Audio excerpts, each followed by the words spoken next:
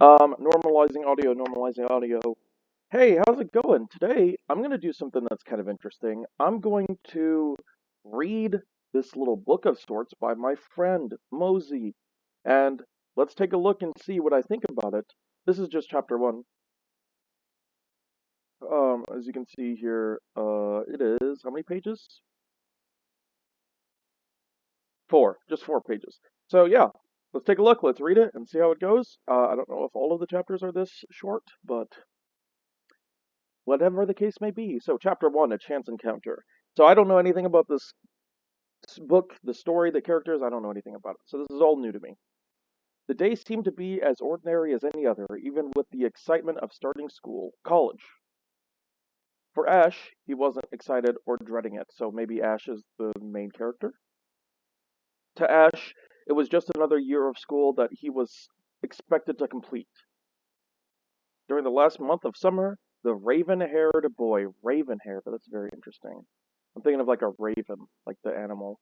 I'm assuming that's what she was getting at, she being Mosey, had found a simple routine that he enjoyed. Instead of eating breakfast at his own home, as most did, he found comfort in buying a simple muffin or donut paired with a cheap fruit like a banana or an apple.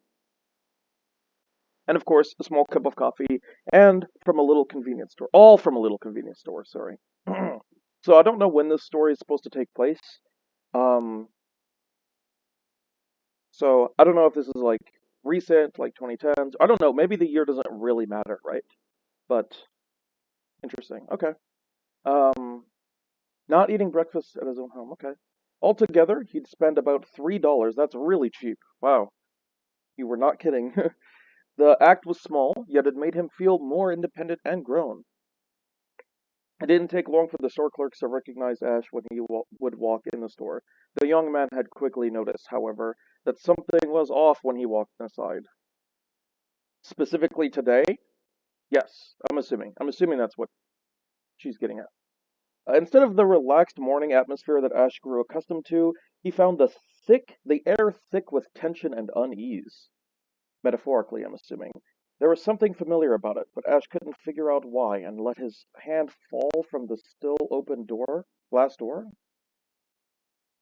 Let his hand fall. So he's grabbing onto the still open glass door, and he let his hand fall through it. So, like, he hasn't gone in yet, I'm guessing. At first glance, Ash only saw a short, bald man, an elderly woman with glasses, a teary-eyed teenager, and a couple holding hands. Short, bald man, elderly woman with glasses, probably reading, maybe not reading, a teary-eyed teenager, and a couple holding hands. Ash shoved his hands into his hoodie pockets and trudged through the store,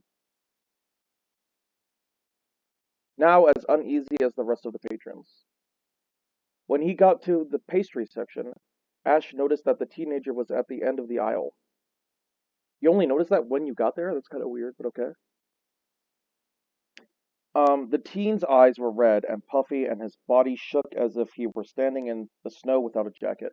When the teen realized that Ash was looking at him, his eyes widened as a sparkle of hope flashed behind his eyes. "You, in the hoodie!" he yelled as he pointed directly at Ash. The young man didn't say anything.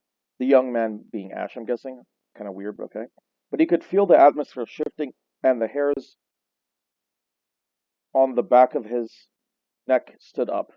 "You can see me, right?" The teenager yelled, his voice cracking from tears he had shed. Ash's stomach churned with the realization. The teenager before him, who only looked a few years younger than Ash, was a soul. Oh, oh.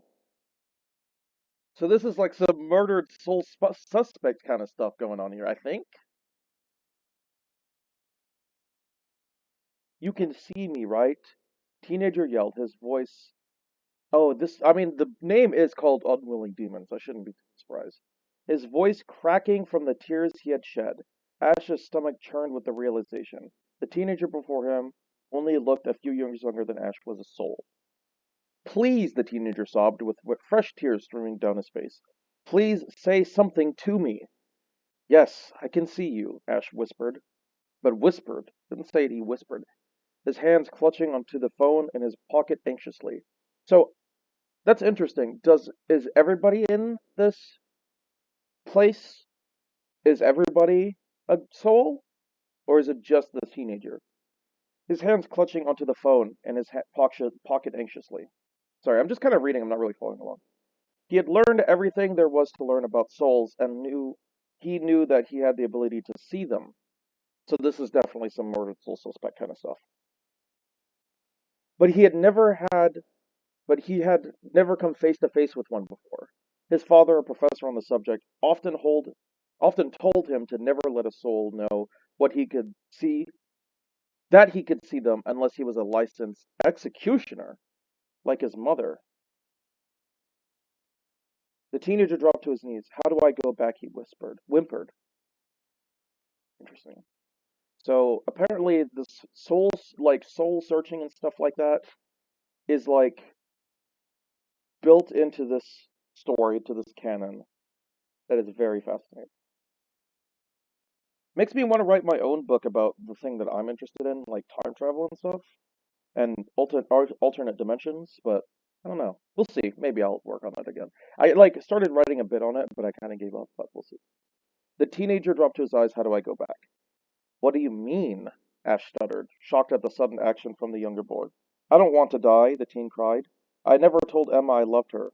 I never got to show my coach my new throw. A wretched sob stopped the teen's rambling. Ash recognized this stage. The teenager had evolved from a spirit to a ghost. The second stage that was symbolized as the big bargaining and the depression stages of grief. Right, of course.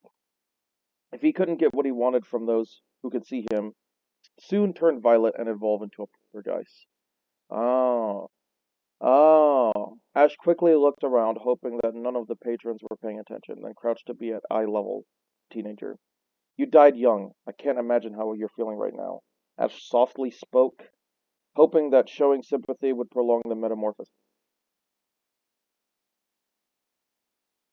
So he knows that these are the stages that are coming. He's just trying to delay it because he doesn't want to be around whenever the souls kind of get into their different stages, I'm guessing.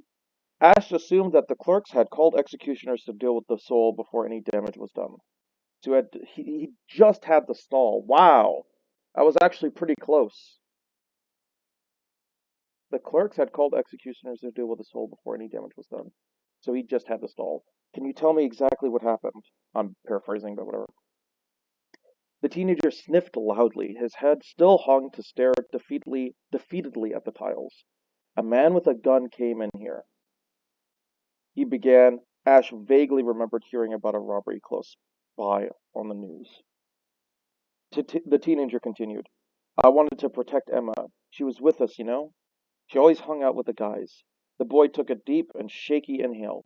The tears? The tears slowly subsiding as he recalled his final moments. I really like this writing, by the way. I really like this writing. This is really good. It's like not just using fancy words for the sake of using fancy words. I feel like the fancy words really enhance the writing. You know what I mean? Like slowly subsiding. That's like oof. As he recalled his final moments, Ash sat fully. Oh, as he recalled his final moments. Period. Ash sat fully onto the tile below while he listened. His haunches were aching from being crouched. She held my hand when I died. When I woke up, she was talking to the cops, and I thought I lived, you know, like a miracle. I ran to her, but I guess you can figure out what happened.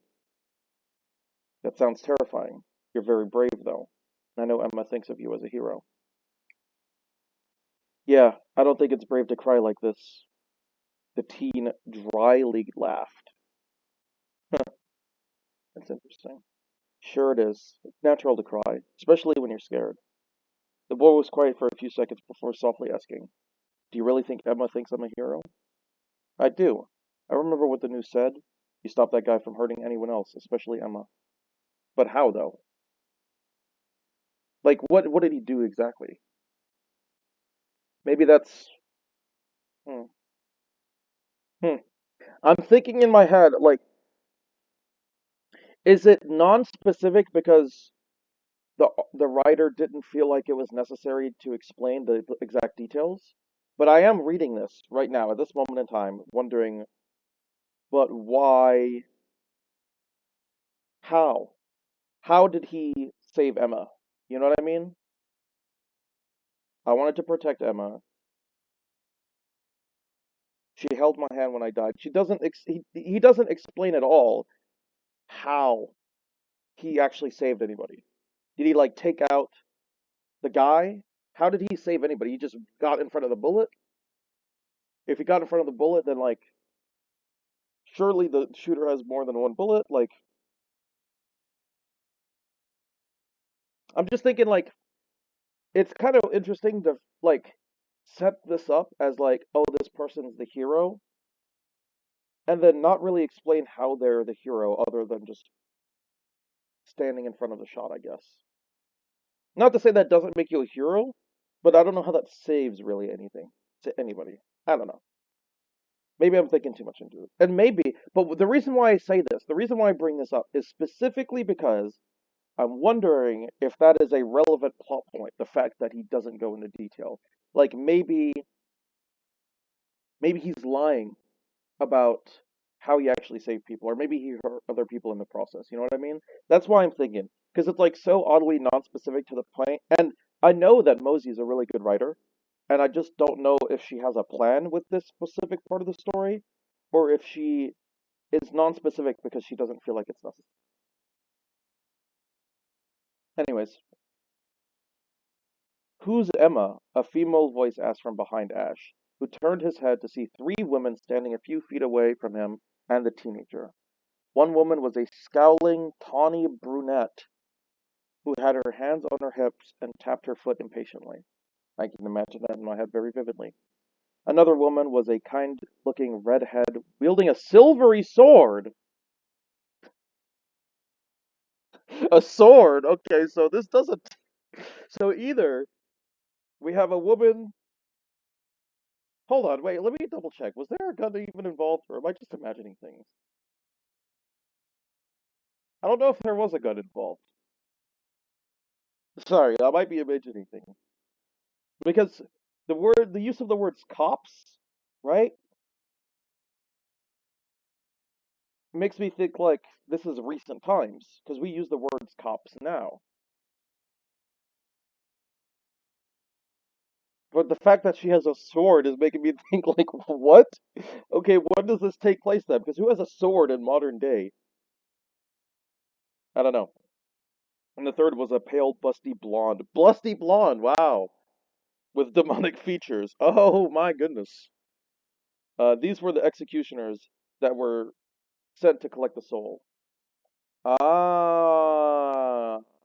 Ah, they're the executioners. So are the executioners actual living humans, or are they also souls? Like souls that take out other souls? Million dollar question, right? Who is Emma? The brunette asked again. The brunette was the. Which one was the brunette? The tawny, scowling brunette. His friend, she answered.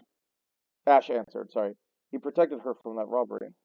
So she's not relevant to the mission, the brunettes heaved a sigh, as if the situation was bothering her. Step out of the way so we can send this soul to Gehenna. Gehenna? Gehenna? Right, that makes sense.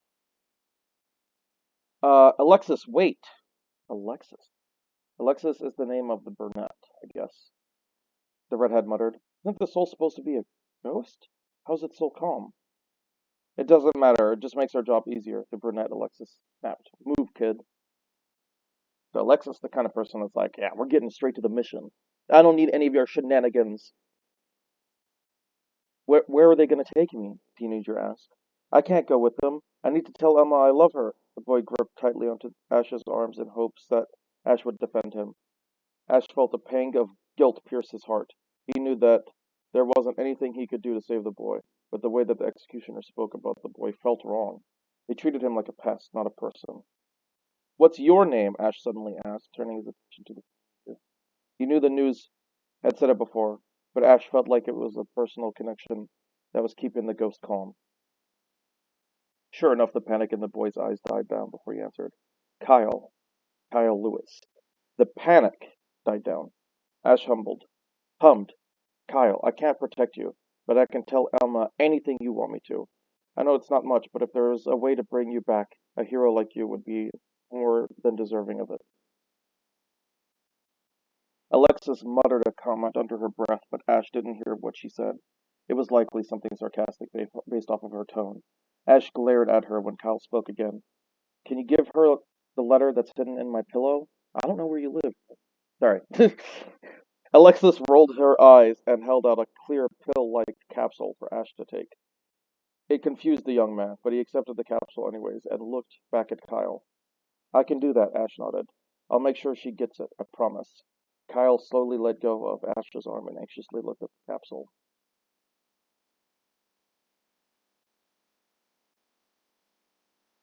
Wait. Kyle slowly let go of Ash's arm and anxiously looked at the capsule. Okay, so Kyle's looking at the capsule that is in Ash's hand. Got it. Ash looked down at it too, not entirely sure on how it was supposed to work. Kyle seemed to think Ash was hesitating and murmured, I'll be brave, though it seemed like it was more for Kyle's sake than Ash's. Ash pulled the capsule apart and watched in amazement as Kyle's body became wispy and transparent. A soft light surrounded Kyle's body as the mist of the incorporeal form seeded into the capsule. The sight was mesmerizing for the young man, even if the scene only lasted a few beautiful seconds. When Kyle's form was no longer visible and the mist was inside the capsule, Ash fit the back together and looked at it solemnly. Solemnly? Solemnly. The clear pill was now a gentle yellow with a soft, barely noticeable glow around it, surrounding it, no more bright than glow-in-the-dark stars from Ash's childhood. Give it to me, Alexis ordered. Ash scoffed out a dry laugh and stood to his feet, but didn't say anything as he slapped the capsule into her outstretched hand. Alexis glared at him, and he glared at her, but the redhead was the one to speak up. He's at peace now, and Emma will get closer from that letter. We'll I'm assuming she means closure, not closer. um, Things could have gone worse, I'd say. Ash shoved his hands into his heady pockets, but turned his gaze to the redhead. What's going to happen to him? The soul's memories and personality are stored in a vault, returning the soul to its original state. The soul is then not replaced. The soul is then placed into an unborn vessel and the cycle is repeated. Alexa stated matter-of-factly, clearly reciting the information from a textbook. Right, Ash muttered, shaking his head. How did you do that? The redhead asked. Carla. Car... Car... So it says Carla Alexa snapped. But it's kind of weird because it's just Carla and then a comma. Like, you'd think it would be like with an exclamation mark if it's a snap. Carla. Alexa snapped.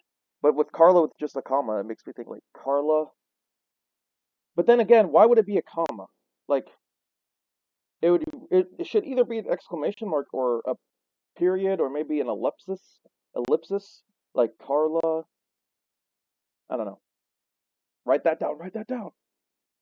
How did you tame a ghost? The redhead Carla pressed. Interesting. Carla has the hyphens around it. So the redhead is Carla, okay, and the brunette is Alexis. I just talked to him, offered sympathy, Ash replied, pointedly emphasizing sympathy as he looked at Alexis. That didn't do anything special, he added on. Carla hummed a condescending tone. I think you are special because we've tried that tactic before.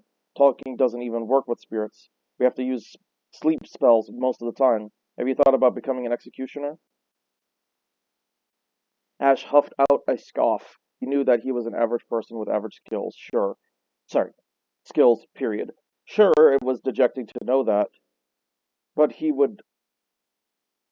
Sure, it was dejecting to know that, but he never wanted to aim high just to get shot down by mediocrity.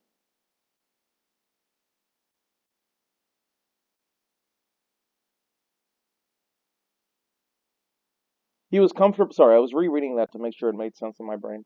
He was comfortable in his life, and Carla's words were hostile towards that comfort.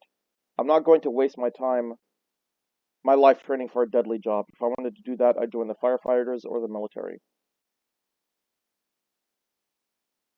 Then what are you wasting your life for? The demoness asked, her head cocked as if she were a confused animal. Ash's cheeks reddened in embarrassment. That ain't any of your business, he defended. The demoness snickered. Doesn't sound like you actually have a plan in life. Might as well become an executioner. I get it, we're strangers, but if a stranger tells you that you have a rare talent, it should count for something, right? Carla spoke. So these executioners really want Ash to be all up in their business, their company. The question is, are the executioners, what are they motivated by, though? Are they motivated by their duty, by money? Perhaps that is to find out later.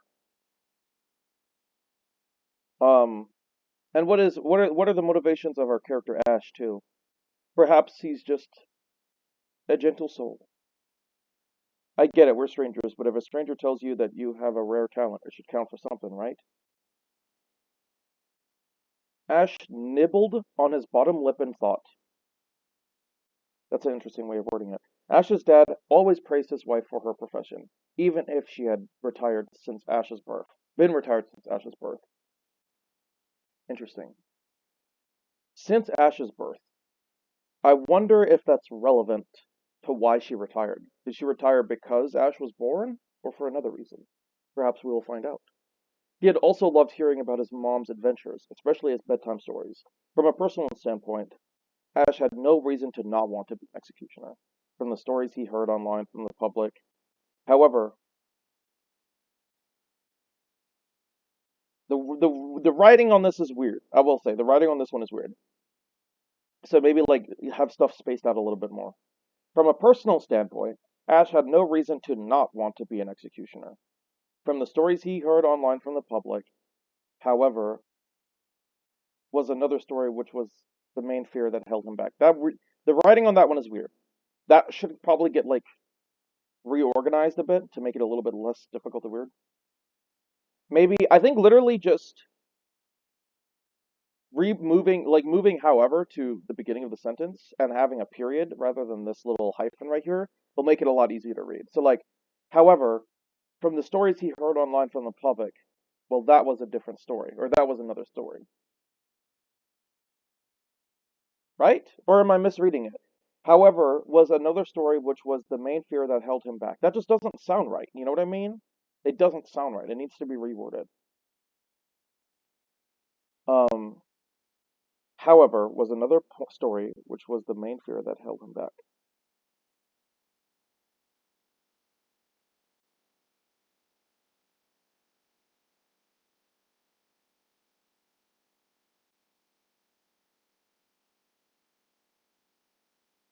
Maybe just like reword it like, but there were some stories that he heard from the public,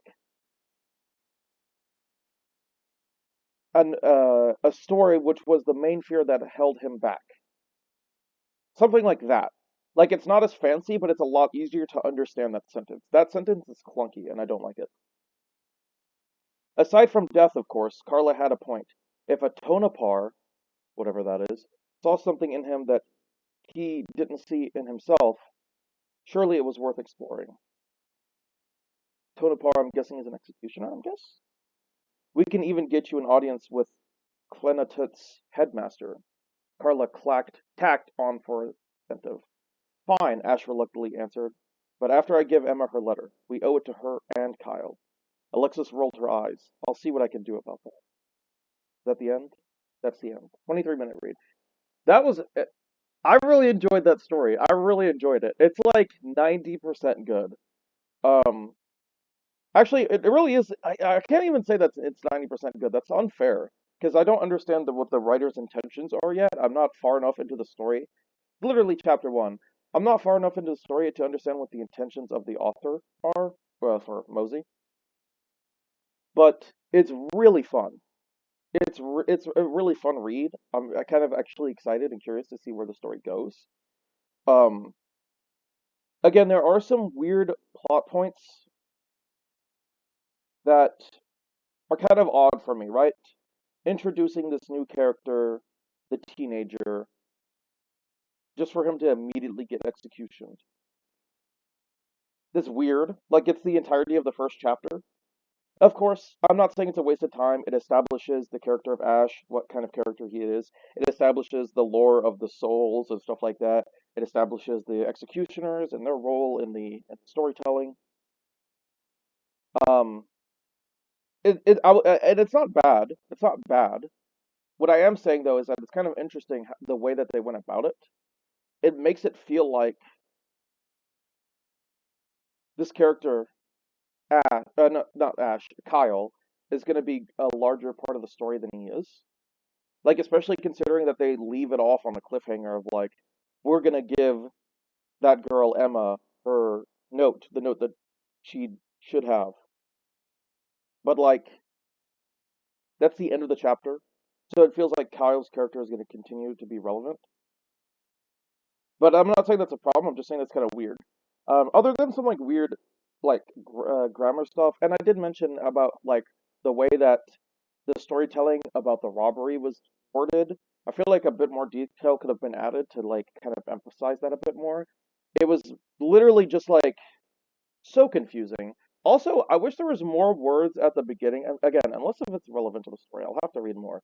But I wish it was more like clear when this takes place, because I'm trying to imagine it in my head, but it's a lot harder to imagine in my head when I don't even have any idea what kind of environment we're even in. You know what I mean? Anyways, yeah, that's it. Hope you guys enjoyed me reading this. I'm gonna read more. I'm gonna send this to Mosey, obviously. And yeah, there you go. Take care. Hopefully this isn't out of sync. If it is, well, here I'll do a sync thing here. I'm gonna scroll now. Scroll up now. So there you go. That's a reference for syncing. Bye bye.